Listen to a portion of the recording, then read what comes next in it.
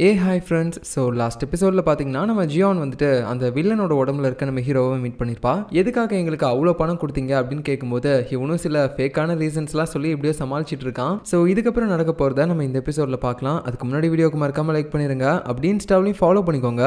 இப்போ நம்ம இந்த ஸ்டோரிக்குள்ளே போயிடலாம். ஸ்டார்டிங் சீனில் பார்த்தீங்கன்னா அடுத்து ஸ்கூலில் காட்டுறாங்க. நம்ம ஹீரோவோட பொண்ணு படிக்கிறாள் அந்த ஸ்கூலு. ஸோ அவளோட லாக்கரை ஓப்பன் பண்ணலாம் அப்படின்னு சொல்லி போய் பார்க்கும்போது அந்த லாக்கரில் அவளை பற்றி யாரோ ஒருத்தங்க அசிங்கமாக எழுதி வச்சிருக்காங்க. யாராக இருக்கும் அப்படின்னு சொல்லி போய் பார்க்கும்போது தான் தெரியுது அது வேற யாரும் கிடையாது. இவ கூட எப்பயுமே சண்டை போட்டுட்டு இருக்க நம்ம ஜின்னோட பையன் தான். ஸோ ஏன்டா அப்படி அசிங்கமா எழுதி வச்சு அப்படின்னு கேட்டதுக்கு நீ எதுக்கு முன்னே நான் அடிச்ச அப்படின்ற மாதிரி அவனும் ஒரு மாதிரி எதிர்த்து பேசும்போது அப்படியே அவளுக்கு கோவம் வந்துடுது. மறுபடியும் பார்த்தீங்கன்னா செம்மையா அடிச்சு விட்டுறா. அதுக்கப்புறமேட்டு சண்டை பெருசாயிடுச்சு அப்படின்னு சொல்லிட்டு அவங்களோட பேரண்ட்ஸை கால் பண்ணி கூப்பிடுறாங்க. ஸோ நம்ம ஜியோனும் இந்த இடத்துக்கு வராங்க. அதே சமயம் நம்ம ஹீரோவும் வரான். ஏன்னா இப்போ அவன் அந்த வில்லனோட உடம்புல இருக்கிறதுனால அந்த பையனோட அப்பா இவன் தான். அதுக்காக தான் அந்த பையனுக்காக வரான். ஸோ ரெண்டு பேருமே அந்த இடத்துல ஒரு மாதிரி பார்த்துட்டு ஷாக்கிங்கோட இருக்காங்க.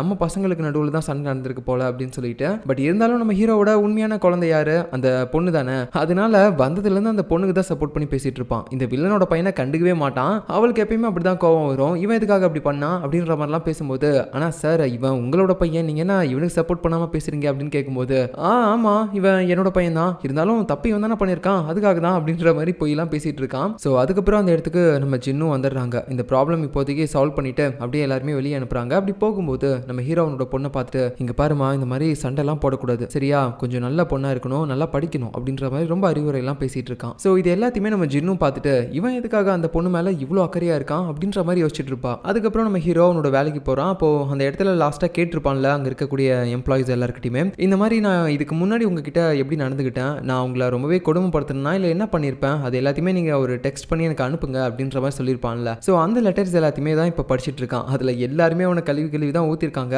அதுலயும் அந்த ஒருத்தன் காலில் அடி வாங்கியிருப்பான்ல அந்த வில்லங்கிட்ட அதிகமா, அவன் பார்த்தீங்கன்னா அந்த காயத்தை ஃபோட்டோ பிடிச்சி வேற போட்டிருக்கான். இங்கே பார்த்தீங்களா எப்படி ரத்தம் கட்டியிருக்குன்னு சொல்லிட்டு, இந்த மாதிரி இங்கே பண்ணதுக்கு நான் கண்டிப்பாக உங்களை போலீஸில் தான் பிடிச்சி கொடுத்துருக்கணும், ஆனால் எனக்கு உங்களை பார்த்தா பாவமாக இருக்குது அப்படின்ற மாதிரிலாம் போட்டிருப்பான். இது எல்லாத்தையுமே நம்ம ஹீரோ படிச்சுட்டு ஐயோ இந்த வில்லன் இவ்வளோ பெரிய கொடுமைக்காரனா அப்படின்ற மாதிரி பார்த்துட்டு இருக்கான். இந்த நேரத்தில் பார்த்தீங்கன்னா நம்ம ஹீரோ இறந்து போன அந்த கேஸை ஒரு போலீஸ் ஆஃபீஸர் விசாரிச்சுட்டு இருக்காருல, அவர் வேலை பார்க்கக்கூடிய அந்த டேபிளுக்கு கீழே யாரோ ஒருத்தங்க ஒரு மைக்கை வந்து ஃபிக்ஸ் பண்ணிட்டு போகிறாங்க. ஸோ என்னன்னா நம்ம ஹீரோவை உண்மையாக அவனை ஒருத்தன் கொண்டிருக்கான்ல, அவன் இந்த போலீஸ் கிட்ட மாட்டிடக்கூடாது அப்படின்றதுக்காக தான் இவனோட அடுத்த மூவ் எல்லாமே என்ன அப்படின்னு சொல்லி தெரிஞ்சுக்கிறதுக்காக இங்க ஒட்டு கேட்கறதுக்கு ஒரு மைக்கை ஃபிக்ஸ் பண்ணிருக்காங்க. ஆனா இந்த விஷயம் அந்த போலீஸ் ஆஃபீஸருக்கு தெரியல. இப்போ அதுக்கடுத்து அந்த லெட்டர்ஸ் எல்லாத்தையுமே நம்ம ஹீரோ படிச்சு முடிச்சுட்டு இந்த எம்ப்ளாயிஸ் கிட்ட போய் சொல்றான், இங்க பாருங்க நான் இதுக்கு முன்னாடி எப்படி வேணா இருந்திருக்கலாம், ஆனா இதுக்கப்புறம் நான் அந்த மாதிரி கெட்டவனாலாம் இருக்க மாட்டேன், கொஞ்சம் நல்லாவே நடந்துப்பேன் அப்படின்ற மாதிரிலாம் சொல்லிட்டு அந்த காலில் அடிபட்டிருக்குள்ள ஒருத்தனை அவனை மட்டும் தனியாக கூப்பிட்டு, தம்பி நான் இதுக்கு முன்னாடி யாரோ ஒருத்தனோட காலில் அதிகமாக அடிச்சிருக்கேனா, நீ அதை பார்த்துருக்கியா அப்படின்னு கேட்கும்போது, என்னது நம்ம பக்கம் வண்டி திரும்புது அப்படின்ற மாதிரி அவன் யோசிச்சுட்டு இருப்பானா. அது ஒன்றும் இல்லை தம்பி, இந்த எம்ப்ளாயிஸ்ல யாரோ ஒருத்தனோட காலில் நான் பயங்கரமாக அடிச்சிருப்பேன் போல, அதை வந்து ஃபோட்டோ எடுத்து ஏதோ எவிடன்ஸ் மாதிரிலாம் வச்சிருக்கான், போலீஸ் கிட்ட காட்டுவேன் அப்படின்லாம் வேற அதில் எழுதியிருக்கான். அதான் கேட்குறான் அது யாருன்னு உனக்கு தெரியுமா அப்படின்ற மாதிரி கேட்கும்போது, பாடி நல்ல வேலை நான் தான் அது உனக்கு தெரியல அப்படின்ற மாதிரி வச்சுட்டு, இல்லை சார் எனக்கு தெரியல, நான் தெரிஞ்சா சொல்கிறேன் அப்படின்ற மாதிரி சொல்லி சமாளிச்சிடறான். இப்போ அடுத்த சீனில் பார்த்தீங்கன்னா நம்ம வில்லனோட அம்மா இருக்காங்கல்ல, அவங்க வந்துட்டு நம்ம ஜியானோட வீட்டுக்கு போயிட்டு, ஏமா உன்னோட பேர் தானே ஜியானு, என்னோட பையன் அடிக்கடி இந்த இடத்துக்கு வந்துட்டு போகிறதா நான் கேள்விப்பட்டிருக்கேன், அவனுக்கு உன் மேலே ஏதாவது அஃபேர் இருந்திருக்கும், அதனால தான் அவன் கூட வந்திருப்பான், நீ எவ்வளோ வேணா பணம் கேளுமா நான் அவனுக்கு கொடுத்துட்றேன், அவனை விட்டு மட்டும் போயிருமா அப்படின்ற மாதிரிலாம் சொல்லிட்டு இருக்கும்போது அவங்களுக்கு நான் ஒண்ணுமே புரியல, என்ன இந்த கிளவி பேசிட்டு இருக்குது அப்படின்னு முடிச்சிட்டு இருக்கும்போது அந்த காட் ரெண்டு பேருமே இதை உட்காந்து பார்த்துட்டு இருப்பாங்க. ஐயோ இந்த கிளவி வேற இருக்கிற பிரச்சனையில எதோ வந்து பேசி குழப்பி விட்டுட்டு இருக்குது அப்படின்னு யோசிச்சு அவங்களோட பவர்ஸை யூஸ் பண்ணி இந்த லேடியா ஒரு மாதிரி பைத்தியக்காரி மாதிரி பண்ண வைக்கிறாங்க. அப்படியே ஒரு மாதிரி டான்ஸ் ஆடி பாட்டு பாடிட்டு இருக்குதா. இதை பார்த்துட்டு நம்ம ஜியானோ ஐயோ ஏதோ லூசு போல, அதான் சம்மந்தமே இல்லாம நம்ம கிட்ட வந்து பேசிட்டு இருக்குது போல அப்படின்னு சொல்லிட்டு அவங்க உள்ள போயிடுறாங்க. இப்போ அடுத்த சீன்ல பாத்தீங்கன்னா நம்ம ஜின் அவங்களோட வேலையெல்லாம் முடிச்சுட்டு இப்போ வீட்டுக்கு போகலாம் அப்படின்னு சொல்லி கார் எடுத்துட்டு போகலான்னு பார்க்கும்போது கார் வேற டோர் ஓப்பனே ஆக மாட்டேங்குது. சரி ஏதோ ஒரு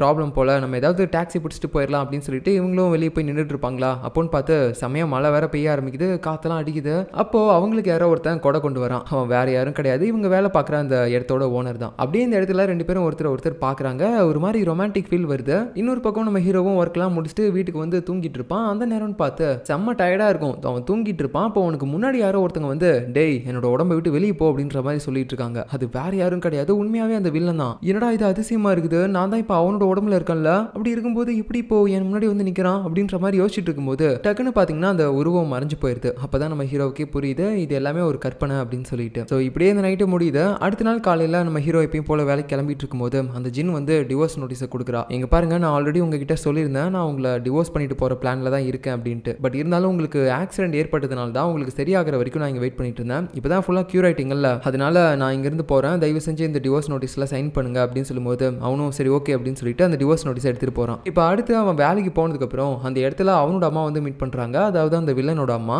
ஸோ அவங்க வந்து என்ன சொல்லிட்டு இருக்காங்கன்னா, ஏன்டா நீ அடிக்கடி ஏதோ ஜியான் அப்படின்ற ஒரு பொம்பளையோட வீட்டுக்கு போறியா, எதுக்காகடா அவளோட வீட்டுக்கு போற அப்படின்ற மாதிரிலாம் கேட்கும்போது, அம்மா ஆல்ரெடி எங்க 2 பேருக்கும் கல்யாணம் ஆயிடுச்சுமா, எங்களுக்கு ஒரு குழந்தை கூட இருக்கு அப்படின்ற மாதிரி சொல்றான். ஆக்சுவலா நம்ம ஹீரோ அவனோட பாயிண்ட் ஆஃப் வியூல இருந்து சொல்றான். பட் இவங்களுக்கு வந்து அது தப்பா தோணுது. எப்படிடா உனக்கு இன்னொரு பொண்டாட்டி இருக்கும்போது நீ இப்படிலாம் பேசிட்டு இருக்க, டேய் என்னதான் இருந்தாலும் சரி இதுக்கப்புறம் அங்கெல்லாம் போகாதடா சரியா, ஏன்னா உனக்குன்னு சொத்து நிறைய இருக்குது, அதுவும் இல்லாம நீ எதுக்காக இந்த மாதிரி கஷ்டப்பட்டு இந்த பேங்க் வேலைக்கெல்லாம் வந்துட்டு இருக்க, உனக்கு ஆக்சிடென்ட் நடந்ததுக்கு அப்புறம் கூட நமக்கு தான் இன்னும் பல தலைமுறைக்கு உட்காந்து சாப்பிடுற அளவுக்கு 500 கோடி ரூபா சொத்து இருக்குதுல்ல, அப்பேன்ட்டு நீ இந்த மாதிரிலாம் பண்ணிட்டு இருக்க அப்படின்னு சொல்லும்போது, இது 500 கோடியா அப்படின்னு சொல்லிட்டு நம்ம ஹீரோவுக்கும் ஒரு மாதிரி பணத்து மேல இந்த இடத்துல ஆசை வந்துடுது. இப்போ அடுத்த சீன்ல அந்த போலீஸ் ஆஃபீஸர் இருக்காருல்ல, அவர் வந்துட்டு நம்ம ஜியானை கூப்பிட்டு ஒரு விஷயத்த சொல்லிட்டு இருக்காரு. அது என்னன்னா, உங்க ஹஸ்பண்ட் சாகிறதுக்கு முன்னாடி ஒரு பேங்க்ல லோன் கேட்டு போயிருப்பாருல, அப்ப அந்த பேங்க்ல இருக்கவங்க கூட உங்க அக்கௌண்ட்ல இருந்து ஆல்ரெடி லோன் எடுத்துட்டாங்க, மறுபடியும் எடுக்க முடியாதுன்னு சொன்னாங்கல்ல, அந்த பிரான்ச்சோட மேனேஜர் இவன் தான் அப்படின்னு சொல்லிட்டு நம்ம வில்லனோட போட்டோவை காட்டும்போது அவனை பார்த்துட்டு நம்ம ஜியான் என்ன சொல்றாங்கன்னா, ஐயோ சார் இவர் எங்க ஹஸ்பண்டோட ஃப்ரெண்டு, இவரு கண்டிப்பா என் ஹஸ்பண்டுக்கு கெட்டது பண்ணிருக்க மாட்டார் சார் அப்படின்ற மாதிரி சொல்லிட்டு இருக்காங்க. ஏன்னா நம்ம ஹீரோ வந்து அப்படிதானே நடிச்சிருப்பான் ஜியான் கிட்ட. ஸோ அதை வச்சுதான் அந்த மாதிரி சொல்லிட்டு இருக்காங்க. இதை அந்த போலீஸ் ஆஃபீஸரும் கேட்டுட்டு இருக்காரு. அது மட்டும் இல்லாம அந்த கார்டும் பக்கத்துல இருந்து தான் கேக்குது. ஐயோ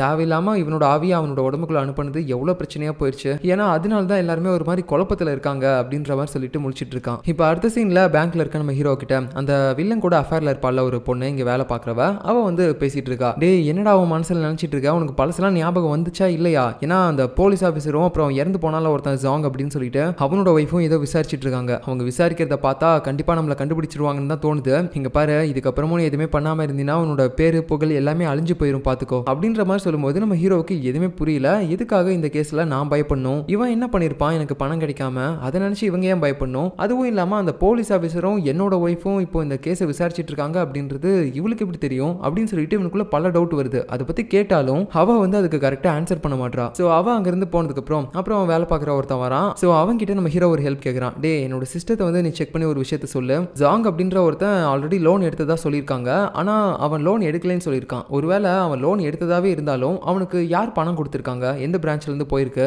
அதை கொஞ்சம் பார்த்து சொல்லு அப்படின்னு சொல்லும்போது அவனும் செக் பண்ணி பார்த்து சொல்றான். சார் அது வேற ஒரு பிரான்ச்ல இருந்து போயிருக்கு சார் அப்படின்னு சொல்லும்போது, சரி ஓகே இப்போ அந்த லோன் என்ன கண்டிஷன்ல இருக்கு அப்படின்னு கேட்கும்போது, சார் அந்த லோன் ஆல்ரெடி கட்டிட்டாங்க சார் எடுத்தவங்க அப்படின்னு சொல்லும்போது, என்னடா இது நான் லோனே எடுக்கல ஆனா லோன் எடுத்ததா சொன்னாங்க, சரி ஓகே ஆனா நான் மறுபடியும் அந்த லோனை கட்டவே இல்லையே, அப்ப எப்படி தானா கட்டியிருப்பாங்க அப்படின்ற மாதிரி யோசிச்சுட்டு இவன் குழப்பத்தோட அந்த பிரான்ச்சுக்கு கால் பண்ணி கேட்கறான். இந்த மாதிரி ஜாங் அப்படின்ற ஒருத்தர் போன மந்த் அவரோட லோனை அடைச்சிருக்காருல, ஸோ அந்த விஷயத்தெல்லாம் எந்த எம்ப்ளாயி ஹேண்டில் பண்ணாங்க, அவங்களோட நம்பர் எனக்கு கொடுங்க நான் அவங்க கிட்ட பேசணும் அப்படின்னு சொல்லி கேட்கும்போது, சார் அவர் ஆல்ரெடி 6 மாசம் லீவ்ல தான் இருக்காரு அப்படின்ற மாதிரி சொல்றாங்க. நம்ம ஹீரோக்கு மறுபடியும் சந்தேகம் அதிகமாயிட்டே போகுது. ஒருவேளை யாரோ ஒருத்தன் வேணும்னே நம்மளோட அக்கௌண்ட்ல இருந்து லோன் எடுக்கிற மாதிரி எனக்கே தெரியாம காசை எடுத்துட்டு அந்த விஷயம் எனக்கு தெரிஞ்சு நான் போலீஸ் கிட்ட போயிட்டா எங்க அவன் மாட்டிப்பானோ அப்படின்ற ஒரு பயத்துல தான் என்ன போட்டு தள்ளியிருப்பானா அப்படின்ற மாதிரி ரொம்ப குழப்பத்தோட யோசிச்சுட்டு இருக்கான். ஸோ இப்போ அடுத்த சீன்ல பாத்தீங்கன்னா அந்த போலீஸ் ஆஃபீஸரை காட்டுறாங்க. அவர் வந்துட்டு யாரோ ஒருத்தங்க லெட்டர் எழுதி வச்சுட்டு போயிருப்பாங்க போல, அதை வந்து படிச்சிட்டு இருக்காரு. ஸோ ஆக்சுவலா அந்த லெட்டர் எழுதி வச்சுட்டு போனதே நம்ம ஜியான் தான். இங்க இருந்து போகும்போது அதை வச்சுட்டு போயிருக்காங்க போல. அதுல என்ன எழுதிருக்காங்கன்னா, நீங்க ஏதாவது ஒரு பாலிசி போடுறீங்களா அப்படின்னு சொல்லி தான் எழுதிருக்காங்க. ஏன்னா இப்போ நம்ம ஜியான் பாத்தீங்கன்னா ஒரு பாலிசி போடுற மாதிரி கம்பெனில தான் வேலை பாக்குறாங்க போல. ஸோ விசாரிச்சுட்டு இருக்கும் போதே அவங்க நினைச்சிருந்தா அதை சொல்லிருக்கலாம். பட் இருந்தாலும் எதுக்காக லெட்டர்ல எழுதி வச்சாங்க அப்படின்னு சொல்லிட்டு தெரியாம இவரும் பாத்தீங்கன்னா நம்ம ஜியானுக்கு கால் பண்ணி சொல்றாங்க, இதை நீங்க டைரக்டா முன்னே சொல்லிருக்கலாமே, எதுக்காக இப்ப சொல்றீங்க அப்படின்னு கேட்கும்போது, அது ஒன்றும் இல்லை சார், நீங்க முன்ன உங்களோட வேலையை பார்த்துட்டு இருந்தீங்க, அதுக்கு நடுவில் இதெல்லாம் பேசி டிஸ்டர்ப் பண்ண வேணாம்னு தான் நினைச்சேன் அப்படின்னு சொல்லும்போது, சரி பரவாயில்ல நான் இப்போ உங்க ஹஸ்பண்டோட ஃப்ரெண்டை பார்க்க தான் போயிட்டு இருக்கேன், அவர்கிட்ட விசாரிக்கிறதுக்காக, நீங்களும் அப்படியே அந்த இடத்துக்கு வந்து இந்த பாலிசியை பத்திலாம் என்கிட்ட சொல்லுங்களேன் அப்படின்னு சொல்லும்போது, சரி ஓகே சார் அப்படின்ற மாதிரி சொல்லிட்டு இவங்க பாத்தீங்கன்னா அந்த பேங்க்குக்கு போறாங்க. ஸோ அந்த பேங்க்ல அந்த போலீஸ் ஆஃபீஸர் அப்புறம் ஜியான் இவங்க 2 பேரும் இருக்கிறத பார்த்துட்டு நம்ம ஹீரோ ஒரு மாதிரி ஷாக் ஆயிட்டான். என்ன இவ எப்படி இங்க வந்தா அப்படின்ற மாதிரி யோசிச்சுட்டு, சரி வாங்க உள்ள வாங்க உட்காந்து பேசலாம் அப்படின்னு சொல்லி கூப்பிட்டுட்டு அப்படியே 3 பேரும் உட்காந்து பேசிட்டு இருக்காங்க. ஸோ இந்த இடத்துல நம்ம ஹீரோ பாத்தீங்கன்னா அவனோட ஒய்ஃபை பார்த்துட்டு ஒரு மாதிரி சிரிச்சிட்டே இருப்பான். அந்த போலீஸ் ஆஃபீஸருக்கு ஒண்ணுமே புரியல, இவன் எதுக்காக அவங்கள பார்த்து சிரிச்சிட்டு இருக்கான் அப்படின்னு சொல்லிட்டு ஒரு மாதிரி யோசிச்சுட்டு இருப்பாங்க. ஸோ அதுக்கப்புறம் பாத்தீங்கன்னா அந்த போலீஸ் நம்ம ஹீரோ கிட்ட விசாரிக்கிறதுலாம் விசாரிச்சு முடிச்சிடறாரு. அதுக்கப்புறமேட்டு நம்ம ஜியான் இப்போ ஒரு பாலிசி கம்பெனில வேலை பார்க்கறது தெரிஞ்சுக்கிட்டு, நான் வேணா உங்க கம்பெனில ஒரு பாலிசி எடுத்துக்கிறேன் அப்படின்ற மாதிரி நம்ம ஹீரோ சொல்லிட்டு இருக்கான். ஏன்னா அது அவளுக்கு ஹெல்ப்ஃபுல்லா இருக்கும்ல அதனால. இந்த சேம் டைம்ல பாத்தீங்கன்னா நம்ம ஜின் வேலை பார்க்கக்கூடிய அந்த சூப்பர் மார்க்கெட்டோட ஓனர் இருக்கான்ல, அவன் வந்து இப்பெல்லாம் அடிக்கடி நம்ம ஜின்னை கூட்டிட்டு போயிட்டு அவகிட்ட பேசிட்டே இருக்கான். எங்கேயாவது வெளியே கூட்டு போய் சாப்பிடுறது அந்த மாதிரிலாம் பண்ணி பேசிட்டு இருக்கான். ஸோ அதிகமாக அவ கூட டைம் ஸ்பெண்ட் பண்ணணும்னு நினைக்கிறான்னு வச்சுக்கோங்களேன். ஸோ இந்த மாதிரி இவன் அதிகமாக பண்றதை பார்க்கும்போது நம்ம ஜின்னுக்கே தெரிஞ்சு போச்சு, ஓகே இவன் வந்துட்டு நம்மளை கரெக்ட் பண்ண தான் ட்ரை பண்றான் போல அப்படின்னு சொல்லிட்டு. இப்போ அடுத்த சீன்ல பாத்தீங்கன்னா நம்ம ஹீரோவோட அப்பா ஒரு கன்ஸ்ட்ரக்ஷன் பண்ற வேலையில இருப்பார்ல, அந்த நேரம் பார்த்தா அவர் ஒரு இரும்பு பிளேட்டை அப்படியே மேலே தூக்கிட்டு போயிட்டு இருக்கும்போது திடீர்னு அப்படியே தவறுதெல்லாம் கீழே விழுறாரு. அந்த நேரம் பார்த்து இவர் டக்குன்னு கீழெல்லாம் விழல, அதுக்கு பதிலாக அவரோட கையை வந்து யாரோ ஒருத்தங்க ரொம்பவே டைட்டா பிடிச்சிட்டு இருக்க மாதிரி தெரியுது. செய்யுது. ஸோ அதை வச்சு பார்க்கும்போது அது கண்டிப்பாக அந்த கடவுளை தான் இருக்கணும்னு தோணுது, மரண கடவுள். அது மட்டும் இல்லாமல் இவர் கீழே ஆல்ரெடி இன்னொரு பிளேட்டை போட்டிருப்பார்ல, அதுவும் பார்த்தீங்கன்னா அங்கே ஒருத்தர் ஒர்க்கர் மேலே விழுற மாதிரி போயிருக்கும். இருந்தாலும் அதையும் பார்த்தீங்கன்னா வேற ஒரு பக்கமாக நகர்த்தி போட்டிருக்கோம் அந்த கடவுள். ஸோ என்னடா இப்போ இந்த இடத்துல ஏதோ அதிசயமாக நடந்துச்சு அப்படின்னு சொல்லிட்டு நம்ம ஹீரோவோட அப்பாவும் பார்த்தீங்கன்னா ஒரு மாதிரி குழப்பத்தில் இருக்காரு. இந்த நேரத்தில் நம்ம ஹீரோ பார்த்தீங்கன்னா அவனோட பொண்ணுக்கு மெசேஜ் பண்ணி பேசிட்டு இருக்கான். அப்போ என்ன சொல்றான்னா, இந்த மாதிரி இன்னைக்கு நான் ஸ்கூல் முடிச்சதுக்கப்புறம் என் ஃப்ரெண்டோட சேர்ந்து வெளியே போகலான்னு இருக்கேன் அப்படின்ற மாதிரி சொல்லும்போது இவனும் சரி ஓகேமா நீ பார்த்து போயிட்டு வா, அது மட்டும் இல்லாமல் உன் ஃப்ரெண்டை வந்து நீ அதிகமாக சிகரெட் பிடிக்க சொல்லாத அப்படின்ற மாதிரி சொல்லும்போது என்னடா இது என்னோட ஃப்ரெண்டு சிகரெட் பிடிப்பான்னு சொல்லிட்டு என்னோட அப்பாவுக்கும் என்னோட அம்மாவுக்கும் மட்டும் தான் நான் சொல்லியிருக்கேன், இவருக்கு எப்படி அது தெரியும் அப்படின்ற மாதிரி கொஞ்சம் குழப்பத்தோட யோசிச்சுட்டு இருக்கா. இப்போ அடுத்த சீன்ல பார்த்தீங்கன்னா நம்ம ஹீரோ வேலை பார்க்குற அந்த பேங்கோட ஹெட் வராரு, வந்துட்டு ஒரு மீட்டிங் மாதிரி பண்ணிட்டு அங்கிருந்து போறாரு. அப்படி போயிட்டு இருக்கும்போது நம்ம வீட்டில் ஒரு பொண்ணு மேலே அஃபேர்ல இருந்திருப்பான்ல, அவளை பார்த்துட்டு இவர் ஏதோ ஒரு சைகை பண்ணிட்டு போறாரு. இதை வந்து அங்கே வேலை பார்க்கக்கூடிய ஒருத்தரும் பார்க்குறாங்க. ஸோ இவங்க ரெண்டு பேரும் என்ன ஒரு மாதிரி சைலண்டாக சைகை காட்டிட்டு போறாங்க, என்னவா இருக்கும் அப்படின்னு சொல்லி அவர் ஒரு மாதிரி குழப்பத்தில் இருக்க. இப்போ அடுத்த சீன்ல அதே எம்ப்ளாய் நம்ம ஹீரோவை வந்து பார்த்ததுக்கப்புறம் அவர்கிட்ட சில விஷயங்களை சொல்லிட்டு இருக்காரு. சார் நீங்க ஆக்சிடென்ட்க்கு அப்புறம் நிறைய விஷயத்த மறந்துட்டீங்கல்ல, அதனால இதுக்கு முன்னாடி நீங்க எப்படி இருந்தீங்க அப்படின்ற விஷயம் எல்லாத்தையுமே தெரிஞ்சுக்கணும்னா இதுக்கு முன்னாடி நம்ம மீட்டிங் போட்டு பேசின அந்த வீடியோ எல்லாமே இருக்கு, அதை வேணா நீங்க ப்ளே பண்ணி பாருங்க சார் அப்படின்னு சொல்லும்போது நம்ம ஹீரோவும் பார்த்தீங்கன்னா அந்த கம்ப்யூட்டர்ல ஓப்பன் பண்ணி பார்க்கும்போது அந்த வீடியோஸ் எல்லாமே இருக்கு. ஸோ அதை அப்படி ப்ளே பண்ணி பார்க்கும்போது அந்த வில்லன் எவ்வளோ பெரிய கெட்டவன் அப்படின்னு சொல்லி இவனுக்கு தெரிய வருது. அது மட்டும் இல்லாம அந்த வில்லனோட மெமரிஸ் எல்லாத்தையுமே ஹீரோ நினைச்சு பார்க்கும்போது ஒரு மாதிரி இவனையே அறியாம பயம் வருது அந்த வில்லன் மேல. இப்போ அடுத்த சீன்ல பாத்தீங்கன்னா அந்த வில்லனோட அம்மாவும் தங்கச்சியும் சேர்ந்து நம்ம ஹீரோவோட ஒய்ஃப் ஜியானா ஒரு ரெஸ்டாரண்ட்ல மீட் பண்றாங்க. ஸோ நீங்க யாரு எதுக்காக நீங்க கூப்பிட்டீங்க அப்படின்ற மாதிரி அவங்க கேட்கும்போது அது ஒன்னும் இல்லமா நீ அந்த பேங்க்ல இருக்கக்கூடிய மேனேஜர் கூட அதிகமா பேசிட்டு இருக்கல அப்படின்ற மாதிரி சொல்லும்போது இவங்க என்ன நினைச்சுக்கிறாங்கன்னா சரி நம்ம ஹஸ்பண்டோட ஃப்ரெண்டு கிட்ட தானே பேசுறோம், அதை பத்தி இவங்க ஏன் பேசுறாங்க அப்படின்னு சொல்லி கேட்கும்போது அது ஒன்னும் இல்லமா அவன் என்னோட பையன் தான், அதுவும் இல்லாம நீங்க ரெண்டு பேரும் ஒரு அஃபேர்ல இருந்து உனக்கு ஏதோ ஒரு குழந்தை இருக்குதுன்னு கூட அவன் சொல்லியிருக்கான், நீங்க ரெண்டு பேரும் எத்தனை வருஷமா இந்த மாதிரி இருக்கீங்க, தயவு செஞ்சு என்னோட பையனை மட்டும் விட்டுட்டு போயிரு, நான் உனக்கு பணம் கூட கொடுக்குறேன் அப்படின்ற மாதிரிலாம் இவங்க பேசும்போது நம்ம ஜியானுக்கு ஒண்ணுமே புரியல, என்ன இவங்க வளரிட்டு இருக்காங்க, நான் எப்போ அவர் கூட எல்லாம் அஃபேர்ல இருந்தேன், ஏதோ பேசணும்னு பேசிட்டு இருக்காங்களா அப்படின்ற மாதிரி யோசிச்சுட்டு இருக்கும்போது அந்த மரணத்தோட கடவுள் இருக்கான்ல அவனும் பக்கமா இருந்தது எல்லாத்தையுமே கேட்டுட்டு தான் இருந்திருப்பான். அட கடவுளே தெரியாம நான் பண்ண தப்புனால இப்படி எல்லாருமே ஒரு மாதிரி குழப்பத்துக்குள்ள போயிருவாங்க போலயே, இது எப்படியாவது சமாளிக்கணும் அப்படின்னு சொல்லிட்டு உடனே அவனோட பவர்ஸை யூஸ் பண்ணி அந்த வில்லனோட அம்மாவையும் சிஸ்டரையும் ஒரு மாதிரி டான்ஸ் ஆட விட்டுறான். இதை பார்த்துட்டு நம்ம ஜியானோ ஐயோ இவங்க ஏதோ பைத்தியம் தான் போல, இவங்க கிட்ட வந்து நான் தெரியாம மாட்டிட்டேன் அப்படின்னு சொல்லிட்டு ஓடி போயிடுறாங்க. இப்போ அடுத்த சீன்ல பாத்தீங்கன்னா நம்ம ஹீரோ அந்த பேங்க்ல வேலை செய்யக்கூடிய சில பெரிய பெரிய ஆட்கள்லாம் இருப்பாங்கல்ல அவங்க கூட பேசுறதுக்காக ஒரு மீட்டிங்க்கு போறான். ஆக்சுவலா இதே ஒரு மீட்டிங்கை நம்ம இதுக்கு முன்னாடி பார்த்திருப்போம், அந்த வில்லன் உயிரோட இருக்கும்போது போயிருப்பான். ஸோ அந்த மாதிரி தான் இந்த மீட்டிங்கும் இருக்கு. அது மட்டும் இல்லாம இந்த மீட்டிங்க்கு வரும்போது அந்த வில்லனோட மெமரிஸ் எல்லாமே இவனுக்கு ஞாபகம் வருது, அவன் இதுக்கு முன்னாடி இந்த இடத்துல என்னெல்லாம் பேசினானோ அது எல்லாமே இவனுக்கு தோணுது. இந்த நேரத்தில் இன்னொரு பக்கம் பாத்தீங்கன்னா நம்ம ஜியோனை காட்டுறாங்க. இவங்க பாத்தீங்கன்னா அவங்களோட வேலையை பார்த்துட்டு இருக்காங்க, இவங்க கிட்ட யார் யாரெல்லாம் பாலிசி போட்டிருக்காங்க அப்படின்னு சொல்லிட்டு அவங்களோட டீடைல்ஸ் எல்லாத்தையுமே செக் பண்ணி பார்த்துட்டு இருக்காங்க ஆன்லைன்ல போட்டு அவங்களோட ஐடி ப்ரூஃப் எல்லாத்தையுமே யூஸ் பண்ணி. அப்போ அந்த நேரத்தில் பார்த்தீங்கன்னா நம்ம ஹீரோவும் பார்த்தீங்கன்னா இவகிட்ட பாலிசி போட்டிருப்பான்ல, அப்போ அந்த வில்லனோட ஐடி தான் கொடுத்துருப்பான். அப்போ அந்த ஐடியை செக் பண்ணி பார்க்கும்போது அதில் இவனுக்கு ஒரு நாள் ஆக்சிடென்ட் ஏற்பட்டிருக்கு அப்படின்னு சொல்லி தெரிய வருது. ஸோ அந்த டேட் பார்த்தீங்கன்னா மார்ச் 18. அந்த டேட்டை பார்த்துட்டு இவ ரொம்ப ஷாக் ஆயிடுறா, ஏன்னா அப்போ தானே இவளோட ஹஸ்பண்டுக்கும் ஆக்சிடென்ட் ஏற்பட்டிருக்கும். ஸோ ரெண்டு பேருக்கும் ஒரே நாள் ஆக்சிடென்ட் ஏற்பட்டிருக்கு போல அப்படின்னு சொல்லிட்டு இவ அதை யோசிச்சுட்டு ஒரு மாதிரி ஷாக்கிங்ல இருக்கும்போது இப்போ அடுத்த சீன்ல பார்த்தீங்கன்னா வீட்டில் எல்லாருமே சாப்பிட்டுட்டு இருப்பாங்க. அப்போ அந்த நேரத்தில் நம்ம தாத்தா சொல்றாரு, நான் கன்ஸ்ட்ரக்ஷன் ஒர்க்கில் இருக்கும்போது திடீர்னு கீழே விழுற மாதிரி போனேன், அப்போ அந்த நேரத்தில் யாரோ ஒருத்தங்க என் கையை பிடிச்சி இழுத்த மாதிரி இருந்துச்சு, ஆனால் அந்த இடத்துல யாருமே இல்லை, அது யாரா இருக்குன்னே தெரியல, ஒரு வேளை இறந்து போன என் பையனா இருப்பானோ அப்படின்ற மாதிரி எல்லாம் பேசிட்டு இருக்கும்போது நம்ம ஜியான் சொல்றாங்க, என் ஹஸ்பண்டோட ஃப்ரெண்டுன்னு ஒருத்தர் இருக்காருல, அவர் நமக்கு காசுலாம் கொடுத்தாருல, அவருக்கும் என்னோட ஹஸ்பண்டுக்கும் நிறைய விஷயம் ஒத்து போகுது, ஏன்னா அவங்க ரெண்டு பேருமே ஒரே நாள் தான் பிறந்திருக்காங்க, ரெண்டு பேருக்கும் ஒரே டேட் ஆஃப் பர்த், அப்புறம் ரெண்டு பேருக்குமே ஒரே நாள் தான் ஆக்சிடென்ட் கூட ஏற்பட்டிருக்கு அப்படின்ற மாதிரி அந்த விஷயத்தெல்லாம் சொல்லும்போது இவங்களுக்கும் ஒரு மாதிரி ஆச்சரியமா இருக்குது. இப்போ அடுத்த சீன்ல பாத்தீங்கன்னா நம்ம ஜின்னோட பையன் இருக்கான்ல, அவன் அப்படியே அந்த தூங்குற இடத்துல ஏதோ செட்டப்லாம் தூங்குற மாதிரி பண்ணி வச்சுட்டு எங்கேயோ ஓடி போயிட்டான் போல. ஐயோ எங்க போனான்னு தெரியலையே அப்படின்ற மாதிரி அவங்க ஷாக்கிங்ல இருக்கும்போது அவனை தான் காட்டுறாங்க. அவன் மறுபடியும் அவன் ஃப்ரெண்ட்ஸோட சேர்ந்து புதையல் வேட்டைக்காக கிளம்பிட்டு இருக்கான். அது மட்டும் இல்லாம இதுக்கு முன்னாடி அந்த மரணத்தோட கடவுள் காப்பாத்திருப்பாங்கல்ல இவங்க எல்லாருமே, அந்த ஃப்ரூட்ஸ் எல்லாம் ஏத்திட்டு வந்த டெம்போ கூட இவங்களை விட்டு ஏத்துற மாதிரி வந்திருக்கும், அப்ப அதுல இருந்து காப்பாத்திருப்பான். சோ அது எல்லாத்தையுமே பாத்தீங்கன்னா அந்த பையன் ரெக்கார்ட் கூட பண்ணிருப்பான்ல, அந்த வீடியோஸ்ல பார்க்கும்போது இவனை காப்பாத்தினா அந்த கடவுள் அதுல எல்லாம் தெரிஞ்சிருக்க மாட்டாரு. சோ அதனால தான் சந்தேகப்பட்டு இவன் மறுபடியும் இப்ப இந்த இடத்துக்கு வந்திருக்கான். இப்போ இவங்க இந்த இடத்துக்கு வந்து பார்க்கும்போது அவங்க ஒரு இடத்துல ஸ்டே பண்ணிருப்பாங்கல்ல, அந்த இடத்தையே காணோம். என்னடா நடக்குதுங்க, அவனே உண்மையா இல்ல போலியான்னு சொல்லி தெரியாம நானே ஷாக்கிங்ல இருக்கும்போது இப்போ நான் தங்கின இடத்தையே வேற காணோம் அப்படின்னு சொல்லிட்டு அவனும் அவனோட ஃப்ரெண்ட்ஸும் பாத்தீங்கன்னா ரொம்ப ஷாக்கிங்ல இருக்காங்க. அதுக்கப்புறம் பையன் மறுபடியும் சொல்லாம கொள்ளாம வெளியே போயிட்டான் அப்படின்னு சொல்லிட்டு நம்ம ஜின் ஒரு மாதிரி ஷாக்கிங்ல அழுதுகிட்டு இருக்கும்போது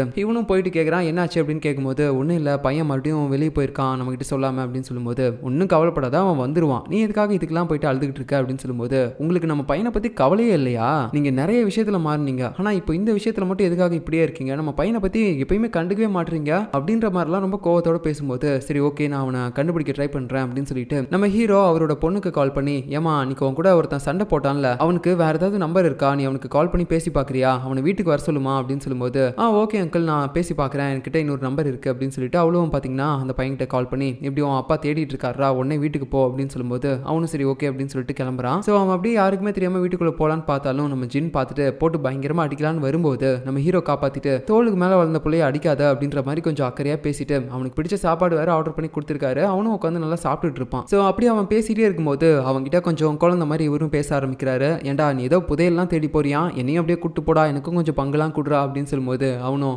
கண்டிப்பா கூட்டு போறோம்ப்பா, சூப்பராக்கும் அப்படின்ற மாதிரிலாம் சொல்லிட்டு இருப்பான். ஸோ எதுக்காக நம்ம ஹீரோ இப்படிலாம் பேசிட்டு இருக்கானா, அப்பதான் அவன் கூட கொஞ்சமாவது ஃப்ரெண்ட்லியா ஆக முடியும், அப்பதான் நம்ம சொல்ற பேச்சையும் கேட்பான் அப்படின்னு சொல்லி தான் அந்த மாதிரி பேசிட்டு இருப்பாரு. ஸோ இப்படி இவர் பேசுறது எல்லாத்தையுமே நம்ம ஜின்னும் பார்த்துட்டு, என்னடா இது நம்ம ஹஸ்பண்டா இது இப்படிலாம் பேசிட்டு இருக்கான், இவன் இப்படிலாம் பண்ண மாட்டானே அப்படின்ற மாதிரி பார்த்துட்டு இருக்காங்க. ஸோ இப்போ அடுத்த நாள் பார்த்தீங்கன்னா நம்ம ஹீரோ எப்பயும் போல வேலை பார்த்துட்டு இருக்கும்போது அவன் நம்ம ஜியான் கிட்ட பாலிசி போட்டிருப்பான்ல, அதனால அதை பத்தி பேசுறதுக்காக நம்ம ஜியானும் இப்போ அந்த இடத்துக்கு வந்திருப்பான். ஸோ ரெண்டு பேரும் பேசிட்டு இருக்கும்போது நம்ம ஜியான் அந்த இடத்துல இருக்கக்கூடிய ஒரு பூத்தொட்டியை பார்த்திருப்பா. ஸோ அந்த பூத்தொட்டி பார்க்கறதுக்கு அப்படியே அவளோட ஹஸ்பண்ட் வளர்த்த ஒரு பூத்தொட்டி மாதிரியே இருக்குது. அதனால ஒரு மாதிரி சந்தேகப்பட்டு, ஆமா நீங்க எப்பயுமே என்ன பத்தியே கவலைப்பட்டு இருக்கீங்களே, நான் நல்லா இருக்கேனா, என்னோட பொண்ணு நல்லா படிக்கிறாளா, இல்ல என்னோட மாமனார் நல்லா இருக்காரா அப்படின்றதெல்லாம் கேட்குறீங்களே, நீங்க என்ன பண்றீங்க, உங்களுக்கு எப்ப கல்யாணம் ஆச்சு, உங்களுக்கு எத்தனை குழந்தைங்க இருக்காங்க அப்படின்ற மாதிரிலாம் விடாம கேள்வி கேட்கும்போது இவருக்கும் என்ன சொல்றதுனே தெரியல. என்னடா இது டக்குன்னு நம்மளை பத்தி இப்படிலாம் கேட்டுட்டு இருக்கா அப்படின்னு சொல்லிட்டு ஒரு மாதிரி குழப்பத்தில் இருப்பாரு. அதுக்கப்புறமேட்டு அப்படியே சமாளிச்சிடறாரு. கொடுங்க நான் வந்து உங்களுக்கு இன்னும் நிறைய பேரை பாலிசி போட வைக்கிறேன் அப்படின்னு சொல்லிட்டு அவரோட கம்பெனியில் வேலை பார்க்கக்கூடிய எல்லார்ட்டையுமே போயிட்டு சில நோட்டீஸை கொடுத்துட்டு இருக்காரு.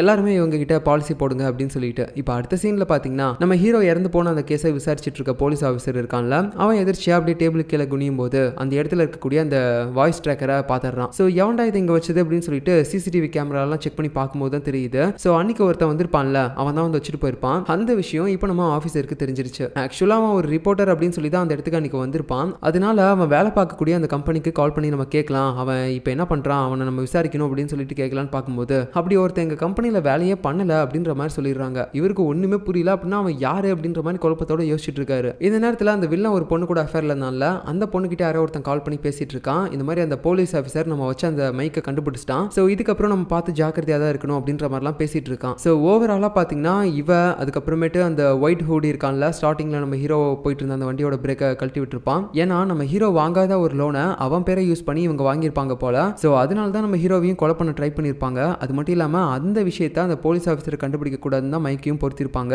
ஸோ இது எல்லாத்தையுமே வச்சு பார்க்கும்போது இந்த எல்லா விஷயத்துக்கு பின்னாடியும் ஒரு பெரிய நெட்வொர்க்கே இருக்கு போல.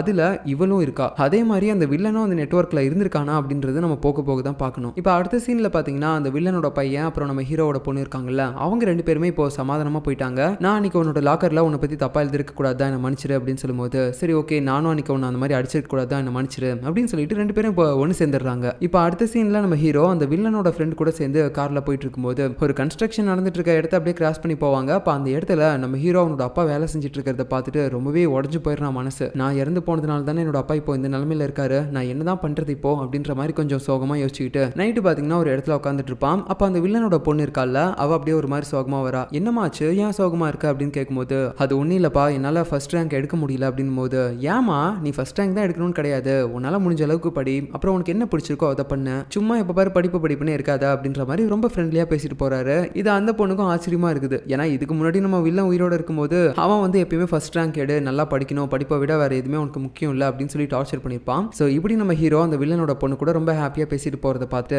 நம்ம ஜின்னு ஒரு மாதிரி யோசிச்சுட்டு இருக்காங்க ஒரு இடத்துல இருந்துகிட்டு. இவர் வர வர எனக்கு பிடிக்கிற மாதிரி நடந்துக்கிறாரு, அப்படி இருக்கும்போது நான் எதுக்காக அவரை டிவோர்ஸ் பண்ணிட்டு போகணும் அப்படின்ற மாதிரி யோசிக்கிறாங்க. இப்போ அடுத்து நம்ம ஹீரோவோட பொண்ணு இருக்கால, அவ ஸ்கூல் முடிஞ்ச ஒரு இடத்துல நடந்து போயிட்டு இருக்கும்போது அப்படியே ஸ்டெப்ஸ்ல தவறி கீழே விழுற மாதிரி போறா. அப்ப அந்த நேரம் பார்த்து அந்த மரணத்தோட கடவுள் அப்படியே பிடிக்கிறாரு. ஸோ கொஞ்ச நேரத்துக்கு அப்படியே மெய் மறந்து போயிட்டா, எப்படா நம்ம இப்போ உயிர் பொழைச்சோம் அப்படின்ற மாதிரி யோசிச்சுட்டு இருக்கும்போது டக்குன்னு பாத்தீங்கன்னா அந்த கடவுளே அங்க இல்ல. ஸோ நான் எப்படி விழாம தப்பிச்சேன், யார் என்னை காப்பாத்துனது அப்படின்னு சொல்லிட்டு ஒரு மாதிரி குழப்பத்தோட இருக்கா. ஏன்னா அவளுக்கு அந்த கடவுளோட ஃபேஸ்லாம் தெரிஞ்சிருக்காது இல்ல. இப்போ அடுத்த சீன்ல பாத்தீங்கன்னா அந்த ஒயிட் கலர் ஹூடி போட்டிருக்கவன் இருக்கான்ல, அதான் நம்ம ஹீரோவை கொல்ல ட்ரை பண்ணவன். அவன் வந்து ஒரு இடத்துல நடந்து போயிட்டு இருக்கான். அப்போ அவனை ஃபாலோ பண்ணி நம்ம போலீஸ் ஆஃபீஸரும் ஓடிட்டு இருக்காரு. ஸோ அவனை பிடிக்கிற நேரத்தில் அவன் கடைசியாக ஓடி போயிட்டான். அதுக்கப்புறம் அவர் பிளானை கைவிட்டாரு. இப்போ அடுத்த நாள் பாத்தீங்கன்னா நம்ம ஹீரோவை கூட்டிட்டு அந்த ஜின் வந்து ஒரு இடத்துக்கு போயிருக்காங்க. அந்த இடமே பார்க்க ரொம்ப அழகா இருக்கு. ஸோ அப்படி போயிட்டே இருக்கும்போது ஜின் என்ன சொல்றாங்கன்னா, நம்ம ஃபர்ஸ்ட் இந்த இடத்துல தான் மீட் பண்ணி டேட்டிங்லாம் பண்ணோம் அப்படின்ற மாதிரிலாம் சொல்லும்போது நமக்கு அந்த ஃபிளாஷ்பேக் எல்லாத்தையுமே காட்டுறாங்க. அதாவது உண்மையாவே இந்த வில்லன் ஃபர்ஸ்ட் டைம் அவளை இங்கே தான் மீட் பண்ணி ஒரு மாதிரி டேட்டிங்லாம் பண்ணிட்டு இருந்திருப்பான் போல. அது மட்டும் இல்லாமல் ஆக்சுவலாக நம்ம ஹீரோ இருக்கான்ல,